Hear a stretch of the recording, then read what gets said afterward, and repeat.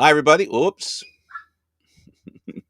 Hi, everybody. I'm Frank Stanisci of Candid Frank Live. Well, you'll find us airing our views here on the Spanglish World Network on Zingo TV, channel 250. Please remember to download the Zingo TV app at the respective app stores for iOS and Android devices. While you download, make sure you rate and even comment. Both apps are absolutely free. Zingo TV is available on Google, Chromecast, Amazon Fire TV sticks, Roku sticks, and all small smart TVs 2016 forward. Now on Candid Frank Live, joining me is Aaron William Freeland. Hello, Aaron. Hello, Frank. How are you? Oh, much better than I was or been in the last couple of weeks.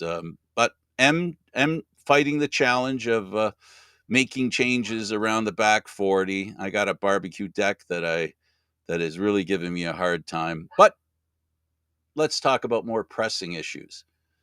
Um, what is this business about his wife is really a secret weapon?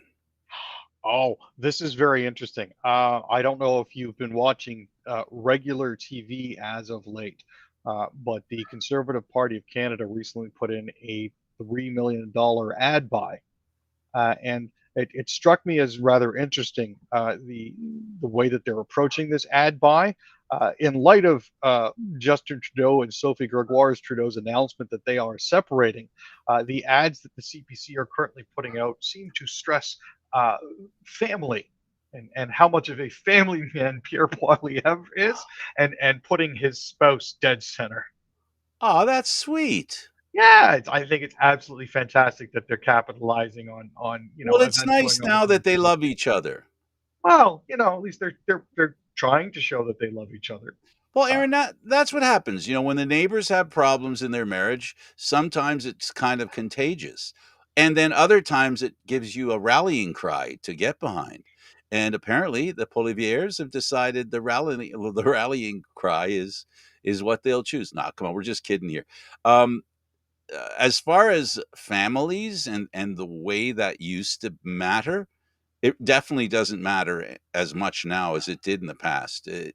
Independent thinking people a kind of rule the day, and being a couple is not really any advantage politically. I don't think today as much as it was before, at the very least.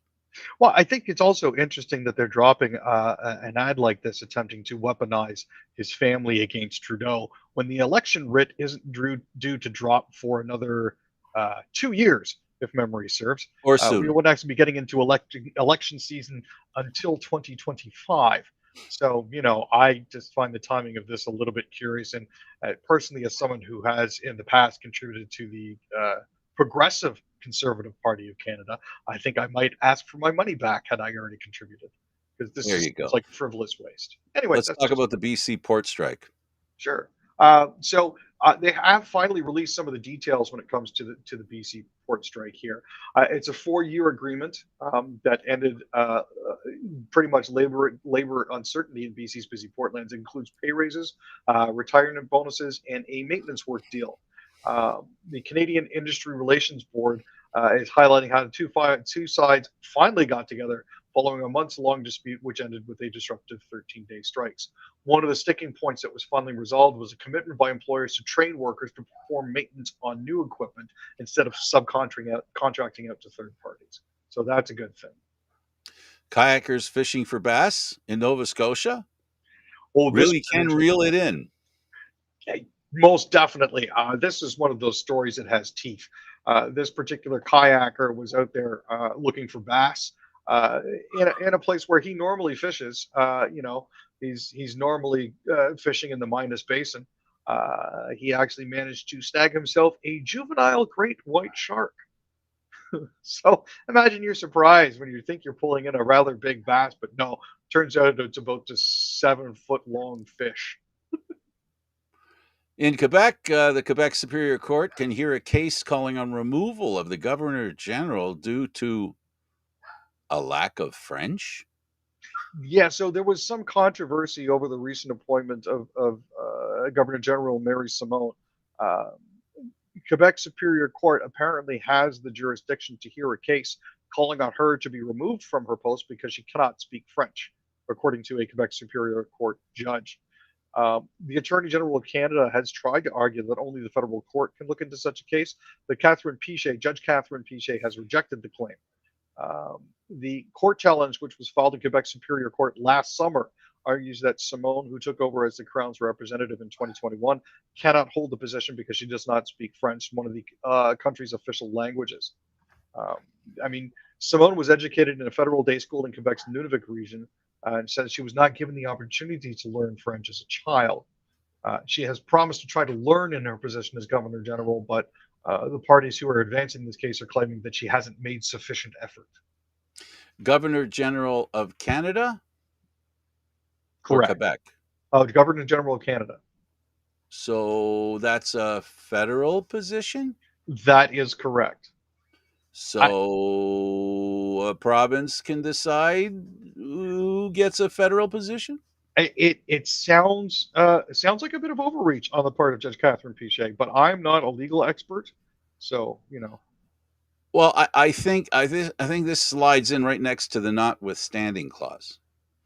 no. Like right beside it. It's right there. It's right beside it where it says no discrimination unless you're French. Well, and I think that's part of the issue is because she's First Nations. So Yeah, they don't and do a that's very good something job of hiding it. and that's something that that's an interesting situation. That's a very interesting situation, considering Canada is trying to be more sensitive to Aboriginal members of our society, who we consider, at least now, as equals within our well, not confederation anymore, but anyway, I digress. Now, I think it's interesting here. Um, you see, the issue that Quebec is contending is that the GG cannot be considered a federal officer, as she was appointed by Queen Elizabeth II. And as the Crown is not considered technically a part of the government of Canada, it can be considered a provincial matter. Yeah, no, I get it. I get it. When it comes to the French language and the way the French language is promoted and demoted. Well, it's not demoted. You can't demote it. So the way it's promoted, it definitely in Quebec is more important than the English language. That's just a given. Now, as it currently stands, this ruling by Judge Catherine Pichet was actually handed down on June 13th. The federal government had 30 days to appeal the judgment, however, did not do so. Of course, Uh, it didn't. so, you know, this Can is you imagine Trudeau doing that? oh God, the Doesn't matter political whether fire is it's still right or wrong. It's a question of how many votes would he lose if he did it. yeah. I can Politics, see that. Hey, politics. gotta love it, right? It is what it is. Okay, let's talk about the midweek severe storms rolling through Ontario and Quebec.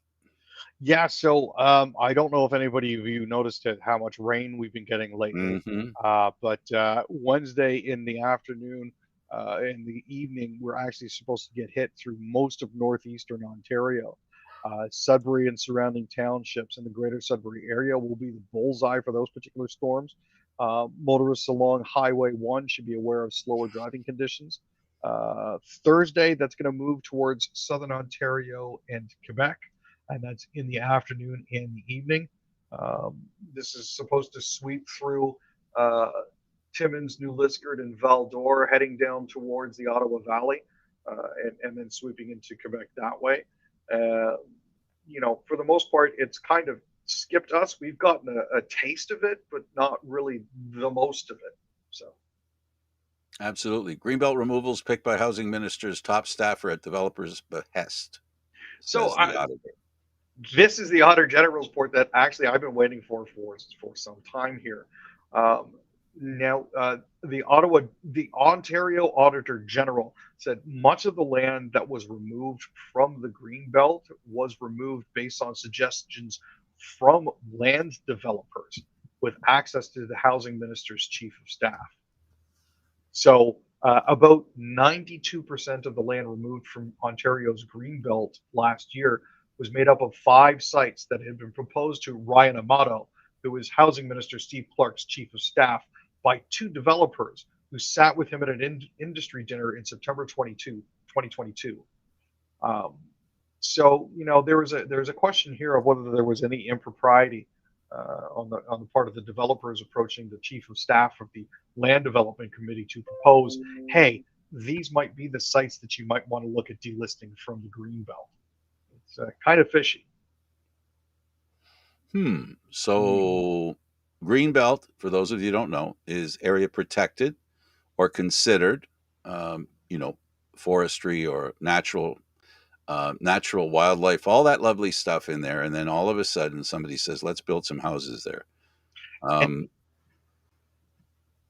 I was going to say, here's the thing: those 15 land sites that were removed from the green belt could ultimately see about an $8.5 billion increase in their value. So we're not talking Absolutely, small potatoes here. no, because of where they are, right? Exactly. And so that's it's location, location, location. All right, let's talk about Saskatchewan. And former Saskatchewan RCMP boss warned officers to watch opinions after Stanley verdict. Now, this goes back a couple of years. Um, in specific, we're actually going back to the shooting death of Colton Boushie. Um, now, this happened in 2016. Colton Boushie, who was 22 years old at the time, was shot and killed in a rural area near the town of Biggar, about 95 kilometers west of Saskatoon. Gerald Stanley, the man who was arrested for shooting him, was acquitted of second degree murder in 2018 after testifying at trial that his gun accidentally went off. Now, the Canadian press sent out a Freedom of Information request to the RCMP, and after 5 years, the RCMP finally decided to hand them over. Partially redacted documents indicated that the Mounties monitored threats and were bracing for backlash, particularly after the verdict was read in February of 2018. Um, but what they did omit was the fact that uh, really the Boushie family was given a rough ride by the RCMP when it came to this. Um, you know, Boushie family members were aware that they were being monitored, but they said it didn't feel like it was intended to keep them safe. Any offers of assistance from the RCMP at the time felt insincere. And when you really think about it, this is not an organization that's primarily put together to assist the First Nations people. Their primary role, the Royal Canadian Mounted Police, was initially to track down wayward slaves. It's not really a policing. It has evolved into a policing organization ish, but it's one of those things where institutionalized racism has been baked into it from the start. So it's hard to believe that they would actually be supporting a First Nations family in all of this. And a lot of the emails that were received bear that out. 15 Alberta communities have now declared agricultural emergencies. Yeah, so this is it's dry in Alberta. Um, I'm pretty sure everybody Right. knows that. As of August 3rd, 15 different Alberta communities have declared agricultural emergencies this summer. Some areas have actually received 50-year low levels of precipitation. Um, on Cactus Coulee Ranch, for example, just east of Redcliffe, um, the majority of the feed for his 300 cattle has to come out of his wallet instead of coming out of his fields. He's actually having to pay for feed this year as opposed to just letting the cattle graze because it's been so dry. There's been a 20 to 25% herd reduction for a lot of them. Um, but yeah, it's been a very hot, very difficult summer. Anybody that says climate change ain't real just needs to look at southern Alberta and they'll get their answer to that. It's kind of amazing to be in Alberta, the home of oil in Canada, and I have nothing against oil other than the obvious, but then be an agricultural business within that community, and knowing that you know I wonder how real it is to that Albertan, as far as climate change being an issue and fossil fuels being a problem. It's a tough situation. Getting educated, unfortunately, today is not accepted as seeking information or understanding a better understanding. It's a side that you're taking. If you're looking into it, you're taking a side. Yeah, and the And forget, unfortunate thing is this is a hard lesson for a lot of people to learn. don't look up. Much easier if you don't look up. Alberta minister says federal strings on electricity climate founding a threat. So, as you're aware, there is a new federal energy and natural resources minister by the name of Jonathan Wilkinson. Um, Rebecca Schultz, who is Alberta's Minister of Environment and Protected Areas, is claiming that based on his announcement at a press conference that, you know, it's not my style to have fights, um, but in order to access tax credits, it will require that provinces prove they are moving in the direction of a non-emitting grid, which Schultz believes is a direct threat to Alberta um, because of the oil sands and the refineries and everything that are there, saying it's not possible for Alberta to move towards net zero. So this is essentially the Canadian government, holding a sword over their heads, going, you won't get the money if you don't try this, and it's not. All evacuation orders lifted around Osoyoos, BC, as wildfire no longer spreading. Thank goodness. Yeah, this is a great relief. A lot of the rain that the West Coast has been getting has been helping in this, but as it currently stands, the evacuation orders have now been lifted around Osoyoos.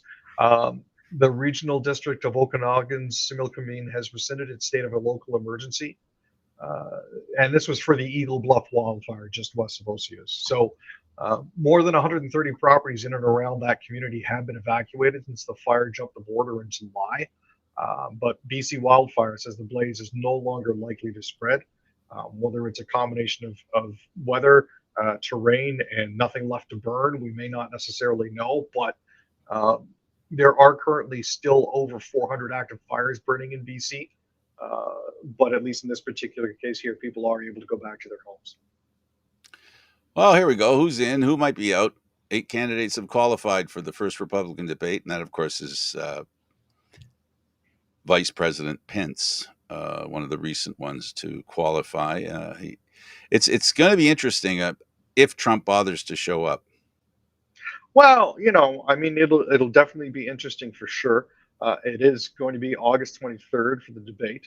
Um, Now, in order to qualify to be on TV, you have to have polled at least 1% in three separate high quality national polls or a mix of national and early state polls between July 1st and August 21st, and have a minimum of $40,000 donors, sorry, with 220 or more states.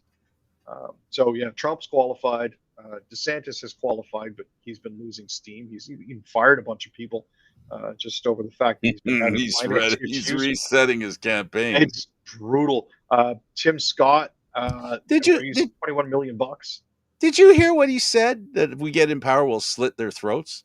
I Yeah, mean, I mean, really? I mean, you say that out loud? You actually think that's something you should say as a politician? well, I mean, you can play it off as a figure of speech. Well, I mean, you can try. well, I think words have consequences, Oh, and he's right? not helping Right? himself Words have at any stage consequences.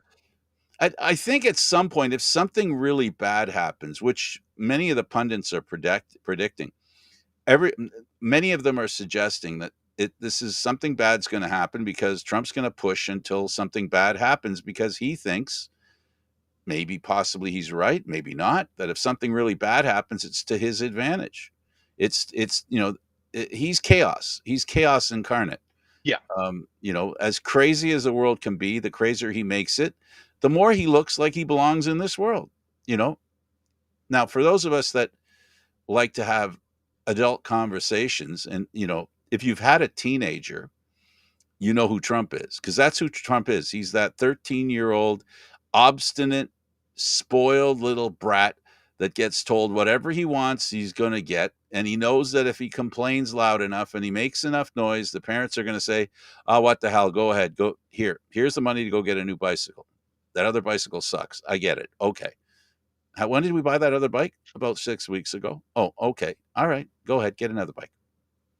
Yeah, it's this is the inevitable road that I see them going down, and even with more GOP politicians coming out against Trump, it, for some reason he seems to have appealed to uh, a very vocal minority of the American populace who are I heard it convinced. expressed. I heard it expressed. I think the best definition for who Donald Trump is in the United States.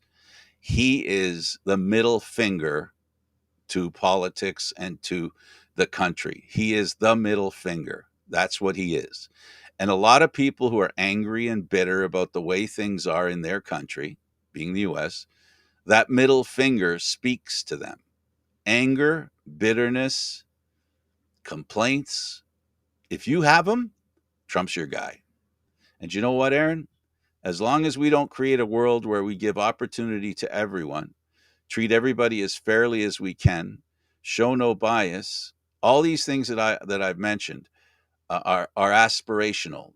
To actually achieve them all 100% is way too difficult. My point being that when you don't achieve them, that creates bitterness, anger, and frustration. And Donald Trump is the perfect example, or a perfect vehicle for people who feel that way, because he's a dick. He's just plain and simple. He's a dick. And that's what he is. He's a dishonest, disingenuous charlatan. That's who he is. And people buy into that. For some reason, he appeals to the Middle finger, dickest in Aaron. everybody. Yeah. Middle finger. A lot of the, and I've learned over having a few conversations with people who claim to love Trump, claim to agree with him. It's not so much that they agree with him; they like the effect he has on people. Like, oh, you weak little lefty. The gotcha, yeah, lefty, we gotcha. Now, that to me is childish. But once you realize that, folks, it gets a lot easier when you realize that people who side with him, and I'm not saying side with him blank page, just side with him. No, no, no. I mean the ones that side with him and repeat the lies and dishonesty, not the, not the different things that he did politically, you know, tax exemptions, lowering taxes for the rich. What he did was good for a lot of people. A lot of 401ks improved. So there were things that he did that were beneficial to a particular group of Americans. So you can't help but believe that those people see him as a guy who understands what they need. And that's fair. I can live with that. It's the lying and the deceit, and basically saying, imagine now in the legal system in the United States of America, they're saying, no, no, no, we agree. We here in the legal system agree that lying in politics is accepted. Not only accepted, it's expected. And that's sad. And that's sad. Where the truth now takes a backseat to bullshit. How some people like it that way. So, I'll get off my stump now. That's it for my vent. I think it was long enough. Okay, you went and brought up America. All right, let's talk about sports, and let's talk about Colombia. Wakes up so, to momentous victory at Women's World Cup. so, Catalina Uzme scored a goal, 14,000 kilometers away from Colombia. And they beat Jamaica 1-0 on Tuesday to advance to the quarterfinals for the first time. So, imagine waking up to that news that your country had finally advanced for the first time. Now, she scored the only match the goal on a controlled center pass by Ana Maria Guzman, and took a left footer to put Colombia a step away from the semifinals. They managed to hold on even through a late push by Jamaica all the way through the late stages of the game and through injury time. They are now currently the only team from the Americas still in contention. This Women's World Cup has been absolutely bizarre and hilarious in the fact that Canada is out, USA is out, all the heavyweights that you would expect. Um, England. yeah, I just ha ha. So it's one of those. Everything is wide open. You gotta love it. I mean, the 8 teams that are left are what? Sweden, Japan, the Netherlands, Spain, Australia, France, England, and Colombia. Those are the 8 teams that are left. And England is going to be without one of their best players, who got a red card in their game against Nigeria. So, Yeah, and the pomposity of the American team, and the personality of that American team, that was a little, they didn't exactly endear themselves to the soccer public. I mean, and even some Americans weren't very pleased with their behavior and the way they acted. That's fine; they're entitled to do that. I'm not. I'm not saying they shouldn't do what they're doing, but I can say that I don't appreciate it. I don't appreciate the gestures at the end of the game, that the last game that they won. That's uncalled for. That's unsportsmanlike, and I guess again, it's the deterioration of what we think is decent, and whether people think, being showing the middle finger is okay in the world today. That seems to be one of the goals people have. I think a lot more people actually were complaining about the fact that they knelt before some of the anthems. That Yeah. seemed to me to be the primary complaint, not necessarily the Trudeau salute after the game. Yeah. Okay. Yeah. Let's talk about the Toronto Blue Jays. Then reliever Chad Green leaves rehab game after getting hit in the head by a throw from his catcher. I don't mean to laugh, but I'm wondering, how does a pitcher let a catcher throw a ball back at him and hit him? Well, it wasn't quite like that. How was Yeah, it? Because I want to know. This is crazy. what happened was the catcher was actually trying to pick a man off at second base, Oh, and Chad's head just happened to be in the way, and he plunked him. Um, I mean, he's in the midst of recovering from Tommy John surgery. He hadn't surrendered a run in 6.2 innings across two minor league levels. He'd allowed 4 hits and hadn't walked a batter while recording 7 different strikeouts. They were ready to sort of bring him back up to the Jays, but unfortunately, this uh, again, not intentional, just one of those wrong place, wrong time sort of thing, and he got plunked. He left the field under his own steam, so that's a good thing. They're of course being cautious because we don't want any additional of course setbacks they at are. this point. Of course they are. BB pitches 7 strong innings. Guardians edge the Blue Jays 1-0.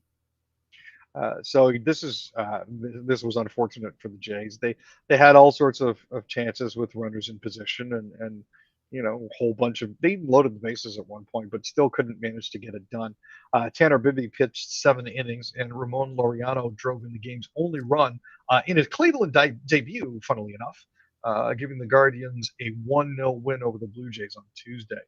Um, Bibby allowed 6 singles, 3 by Whit Merrifield, but remained unbeaten in his last 9 starts.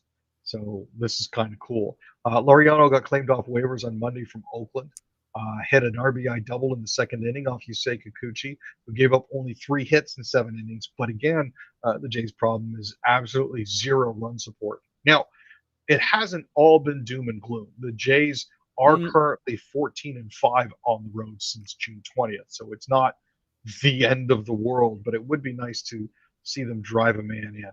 You know, yeah, and they also just recently swept a series against the Boston Red Sox, which they entered into the series having not won a game against them this year. So they were 3-1 against Tampa. Sorry, Baltimore, and that wasn't very good. Um, and they're there.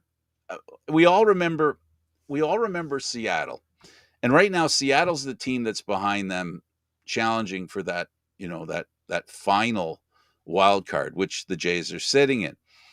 The Jays are a really good team, but it seems sometimes, as we saw at the end of last year in the wild card game, they just come up dry at the most inopportune moment.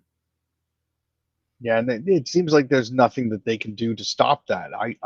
I wish there was a way to sort of inject some of what they needed when they need it into the lineup. I just don't know if they have a player on the bench that they can bring into pinch hit or pinch run that can do that for them. Surprisingly, Kiermaier was that guy, that kind of guy recently, right? When they got him, they didn't get a guy that was they bought low when they picked him up. He wasn't a guy who was hitting his stride, literally and figuratively.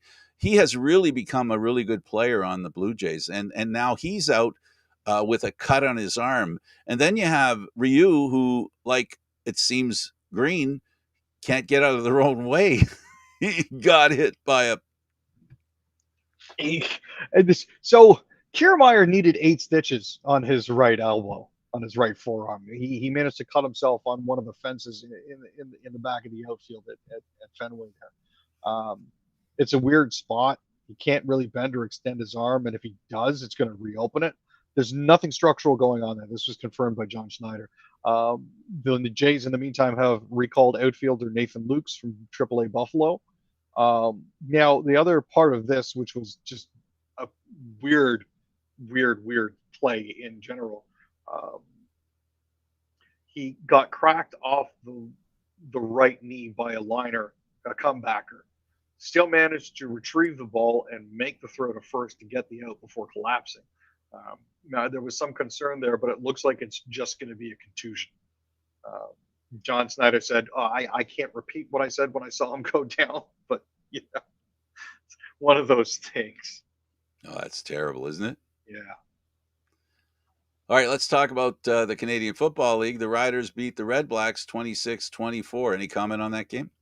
Well, this was one of those games that I think, you know, there was a hero for sure in this particular game. I thought the Red Blacks are going to be able to put it away.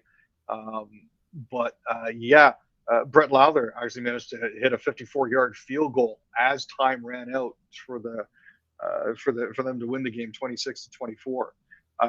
Ottawa actually was behind up until about a minute and four left in the fourth quarter when they came back from a 23-11 deficit to take a 24-23 lead, and then Lowther kicked it off. So it's one of those back and forth games, but exciting all the way to the finish. The Owls lost the Ticats lost to the Owls 27-14. Yeah, this was a game of two halves. I'm pretty sure you saw most of it, right, Frank? Yeah. In particular, that 24-3 second half by the Alouettes. I just, whew. The definition of have and have not. Exactly. Just absolutely stunning. Now, after that particular game, the Ticats did indicate that they and one of their coaches, uh, Tony Condell, yeah, had mutually agreed to part ways. I'm former not sure. Argo coach, comes in to deal with the offense now. Grey Yeah, Cup winning Argo coach. yeah, that'll be Scott Milanovich. So those of you who follow the Double Blue will be familiar with him.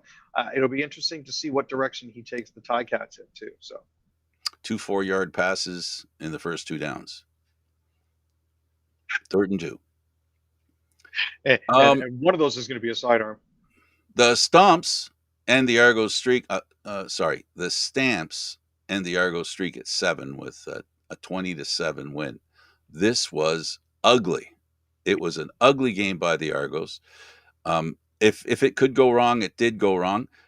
And when you're playing a Stamps team that's playing more like we're accustomed to seeing them play, not a good end.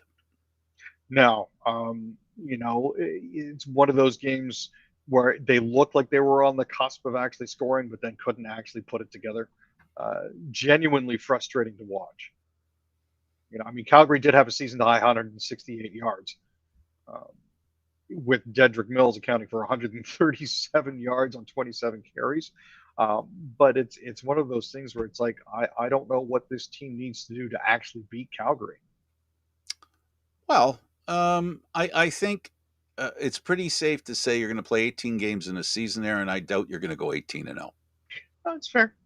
I doubt you're going to go 18-0. And anybody who's disappointed because they lost the game, the Argos, okay, that's fine. I look at it more as a team that wanted it more, being the Stamps, who were in a nosedive and falling into uncharted territory the past 10 years. So I think desperation was a key element in this game.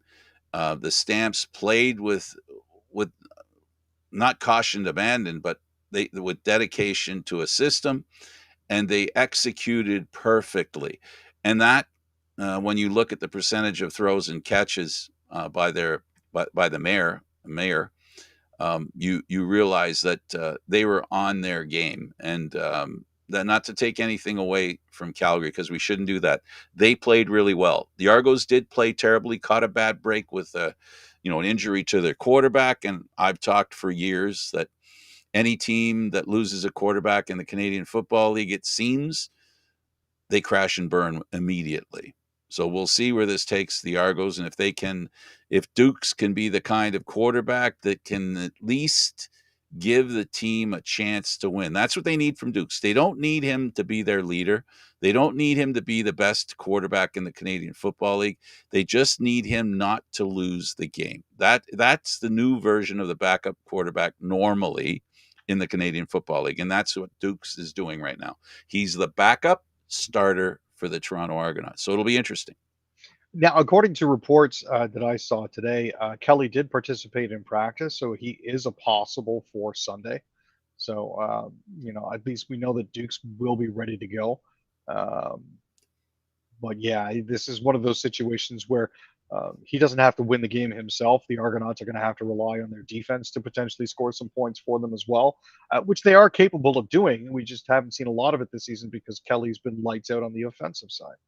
And don't forget, Aaron, that the Canadian Football League requires a good backup. You got to have a good backup. If the Argos didn't have a good backup in Kelly in the Grey Cup, Oh, we never would have won it. Yeah, of course. so that's what we're talking about here. So the silver lining here is to give Dukes the kind of snaps, relevant snaps, to give him a chance to become a better quarterback and understand what it's like to be in game as opposed to in practice. Uh, like everything else in life, practice is great, but experience is better. For sure. And Dukes is definitely going to see his share of time this season as it goes on. Okay, let's see. Is an NHL team better off hiring a veteran or a rookie head coach? Well, I know how I feel about this whole thing, and I've made that known on numerous occasions here. Um, I find it interesting that there will be 6 clubs with new head coaches behind the bench this season. 3 of those 6 will be led by coaches who are in the NHL for the first time, and the other 3 are individuals that have already held a position for other teams. Um, I know I frequently complain about the Retreads? merry-go-round of coaches, The and retreads? yeah, exactly. The same 200 hockey men, trusted hockey men, just seem to get shuffled around the NHL on a willy-nilly basis. Um, There where have to be Aaron, and what you say is very intuitive, and it's counterintuitive to assume that you can always bring back ex, you know experienced coaches. Eventually they get too old to coach. So, there's got to be a new uh, you know there's got to be some fresh faces there. There's got to be a trend in regards to, if the game, in my mind, which it is changing over these past few years and constantly evolving. Along with that evolution has to come also coaches who understand and are a significant part of that evolution. So, to be able to say that, a coach, and then sometimes it's a compliment to an older coach when they say he's been around for a while, but he's adapting well. I, So I, uh, I'm just uh, saying. I'm, every I'm coach just has a saying. shelf life. That's the problem, right? And you need to Yeah, be able to absolutely. And find it that goes without balance. saying. So. It's tough. It's tough. It is really tough. Dumba signs a 1 year, 3.9 million deal with the Coyotes at Bukestad's urging. Yeah, so there was some concern out there as to where Matt Dumba would end up after his time in Minnesota. Um, but yeah, Nick Butestad, who recently signed with them as well, kind of talked him into him. Talked him into it. Uh, he was texting him every other day. Sort of cornered him at a wedding that they attended a couple of weeks ago, and at the end of the day, he signed a 1 year, $3.9 million deal with them. Dumba played 10 seasons with Minnesota after the Wild selected him 7th overall in 2012.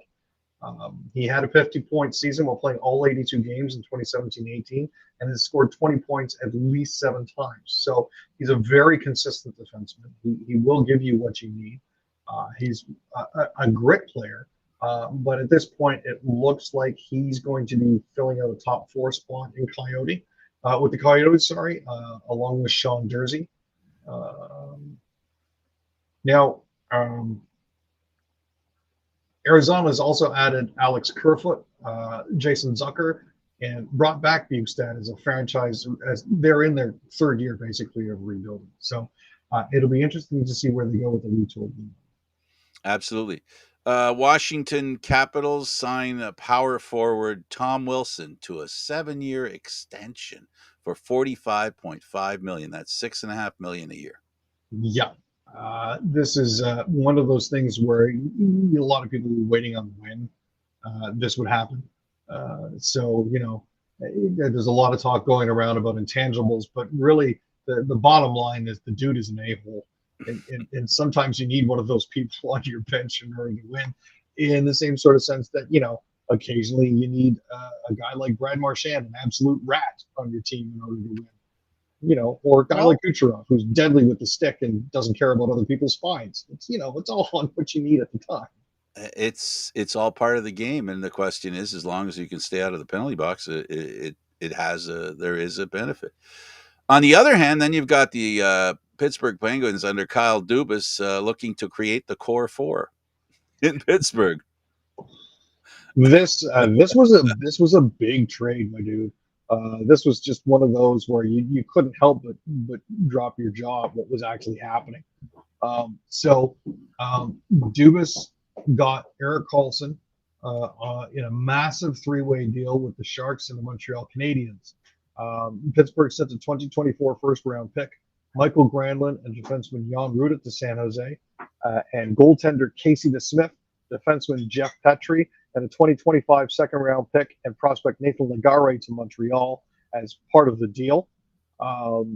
This worked into some salary retention and wizardry, and it actually turns out somehow out of all of this, Pittsburgh ended up with a lower cap hit.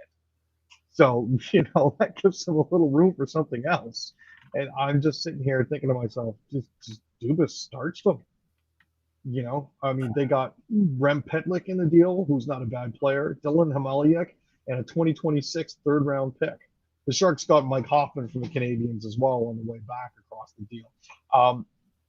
I think it's interesting to see Hoffman and Carlson in a trade with each other again, seeing as Hoffman was one of the reasons Carlson wanted out of Ottawa in the first place. So it's an interesting merry-go-round.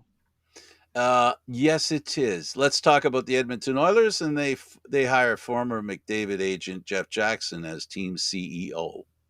So this is why. Anyways, they introduced him as their head of hockey operations, CEO of hockey operations last week. McDavid's agent is now Austin Matthews' agent, because obviously Jackson can't stay on as the CEO of hockey ops for Edmonton and be McDavid's agent at the same time. So I find it interesting now that McDavid's agent is also Austin Matthews' agent, which can mean interesting things in the future for either the Leafs or the Oilers, depending on where that particular player agent decides to consolidate his players. So, yeah. It's interesting to say the least. I mean, McDavid now gets somebody that he has a lot of faith and trust in charge. That will create a little relief for Edmonton Oilers fans in regards to maintaining and keeping McDavid for the long term, which is something. Regardless of the lack of success they've had in winning a Stanley Cup or getting to a Stanley Cup, I like the Oilers' chances with McDavid on their team.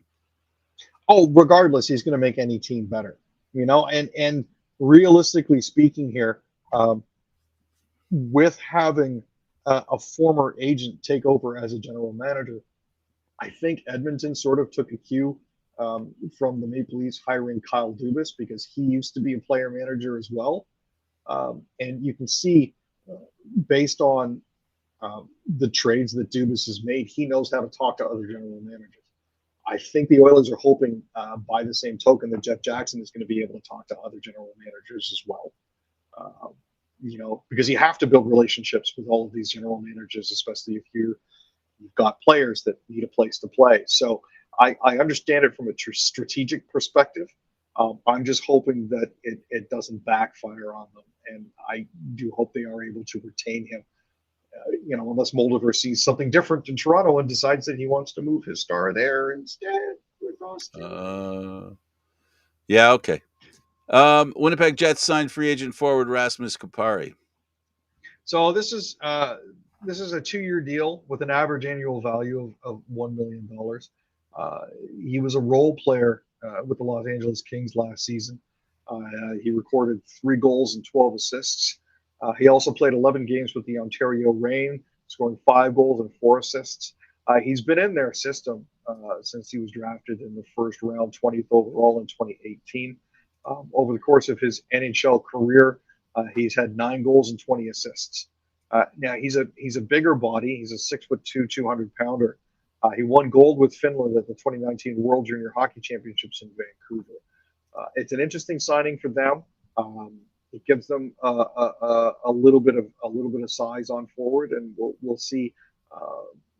Because we still haven't heard about what's going on with Hellebuck and Wheeler and a whole bunch of others with regard to Winnipeg. I'm now wondering if maybe they're sort of hinting at a rebuild here. So it'll be interesting to see. Well, Winnipeg's in a tough situation. They had a down year this year compared to where they were a couple of years ago. Um, they from my perspective, I've seen too many Class A players leave Winnipeg for whatever reason. Um, and they were a team also that um, maybe we didn't know it at the time, but they were a very feared team. There was some real edge on that team. And when the Rangers took their, I'll call them their best defenseman, things have not gone well for them after that. So, there's a little bit of edge required if you're going to be successful in the National Hockey League. Does that mean Brad Treliving, the Leaf general manager, will have more success than Kyle Dubas? Don't know. You know what? Honestly, I've been reasonably okay with everything that's gone on with the Leafs so far this off season, but off season ain't over yet. Training camp hasn't even started. We've got a ways to go before we start to get down to the nitty gritty. But uh, I can honestly say I am not as concerned as I was after I found out that the Maple Leafs had decided not to resign Kyle Dubas. um, we we can also go on the premise there are axioms galore when it comes to hockey, and one of them is playoff hockey doesn't necessarily get you into the playoffs. We saw that with Florida, who barely skinned into the playoffs and then had so much success.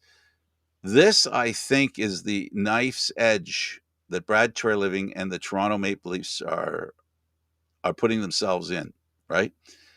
They're going to have a team that's going to struggle to make the playoffs. I really believe that. I think they're going to have trouble. They're going to struggle to make the playoffs, and in the sense that they're not going to be the same kind of team we've seen run and gun.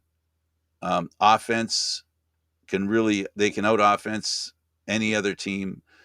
They can create an offense to cancel their mistakes.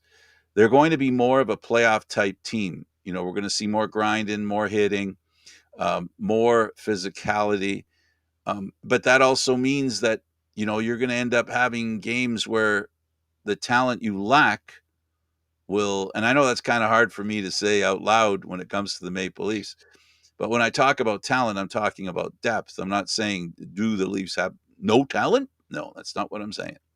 So it's going to be an interesting season, to say the least. This is going to be a totally different aura around this team. There's going to be more black and blue. And you know what? I think it's something Toronto fans have been looking forward to for years. This is, something that they've been anticipating. So many people have been complaining about how It's been a vacuum, Aaron. It's been yeah, the vacuum, right? It's been what's lacked in this team. And unfortunately, it's not necessarily true, Leaf fans, for those of you that are out there watching. Just because you're more physical doesn't mean you win more. It just physicality is like salt and pepper, right?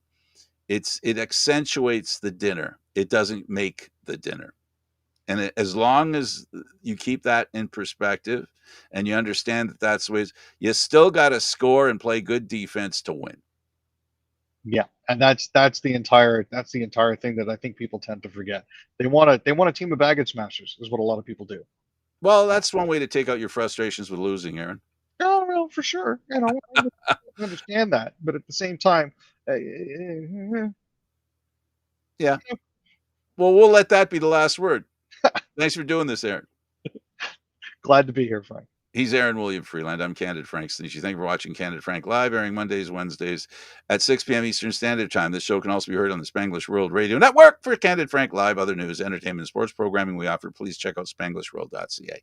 Spanglish World. Watch it, hear it, read it, and live it. And don't forget Candid Frank Live Stanisci on YouTube. Please subscribe. Have a great time. Ciao for now.